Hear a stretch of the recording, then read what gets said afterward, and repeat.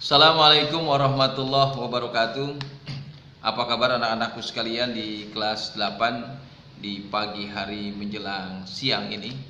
Cuaca begitu agak panas di luar. Panasnya berbeda dengan biasanya. Saya lihat di cuaca kota Depok ini hampir 31-32 derajat. Ya, lumayan menguras tenaga.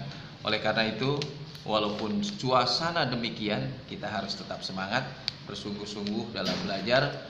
Sering saya sampaikan di pelajaran yang lain, man jada wajada, siapa sungguh-sungguh pasti dapat, apapun kondisimu. Ya, posisikan kita orang yang bersungguh-sungguh dalam belajar. Anak-anakku sekalian yang berbahagia, pada pertemuan kali ini di pelajaran seni budaya. Pelajaran seni budaya kali ini kita mencoba merancang pertunjukan seni pantomim. Kemarin kita sudah bahas tentang pantomim bla bla bla bla bla.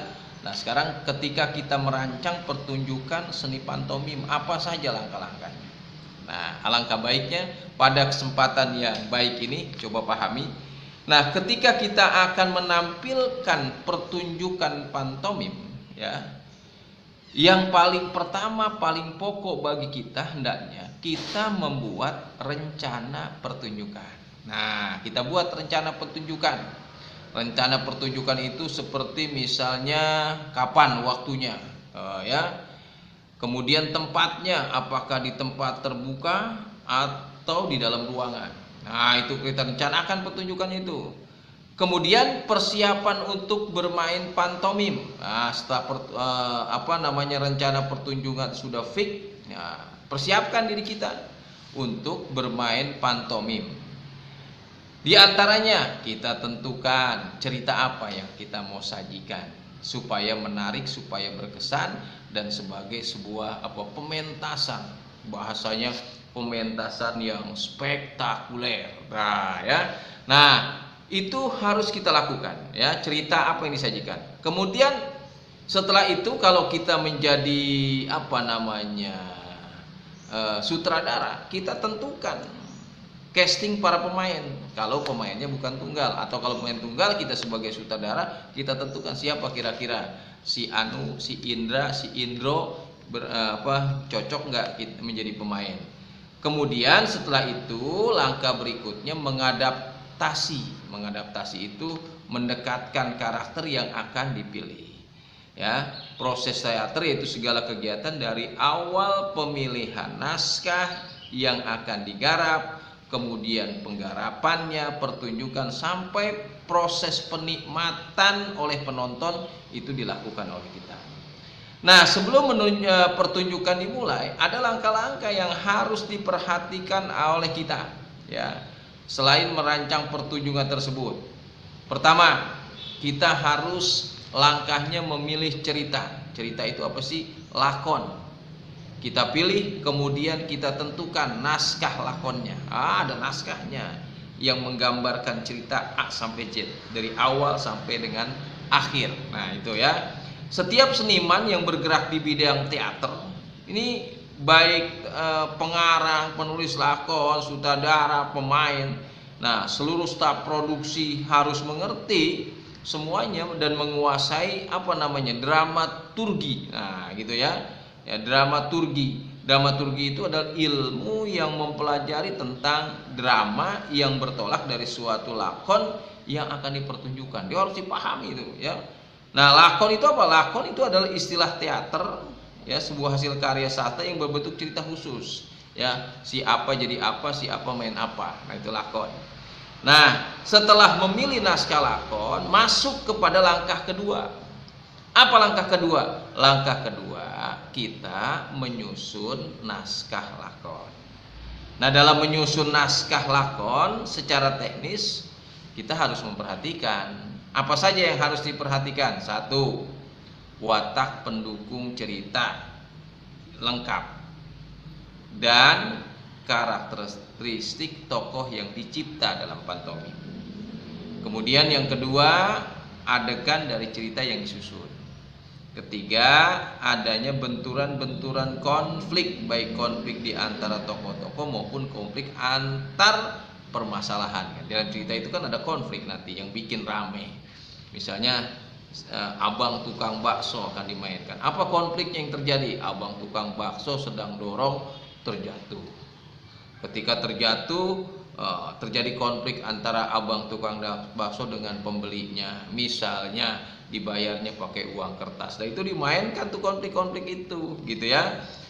Kemudian tempo, irama, harmoni, keseimbangan dalam cerita ini adalah harus dipenuhi dari segala aspek. Supaya apa? Supaya menarik gitu.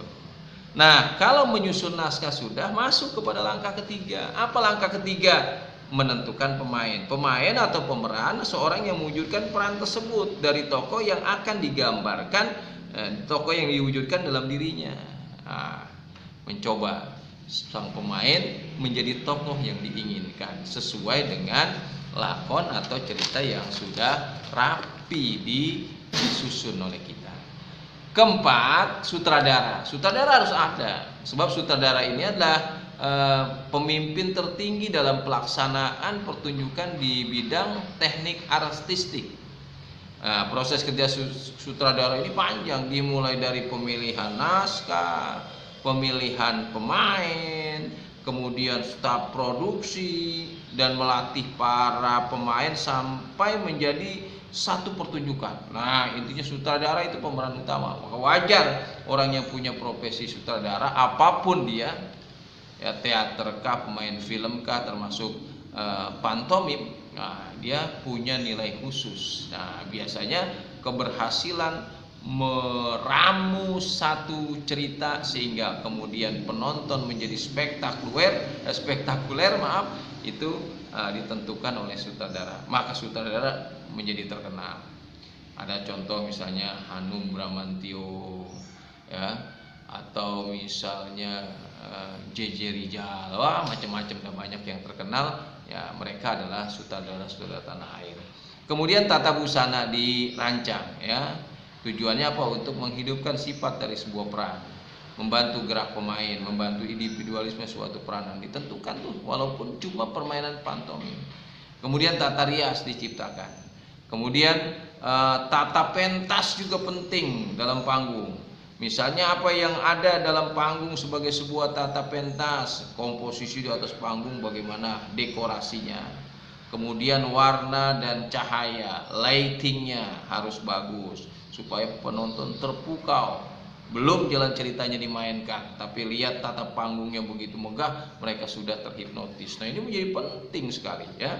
Nah, kemudian pemilihan peralatan yang digunakan, apakah perutannya manual atau digital? Kalau manual ganti background dikerek, kalau digital tinggal tekan tombol. Nah, itu sekarang untungnya kita hidup di satu zaman digital, banyak kemudahan. Salah satunya saya menyampaikan materi walau kalian di rumah masing-masing, ada yang di ruang tamu, ada yang di tempat tidur, ada yang di samping rumah, bisa jadi ada yang di atas pohon, tapi kita bisa sama-sama menyaksikan pelajaran kali ini.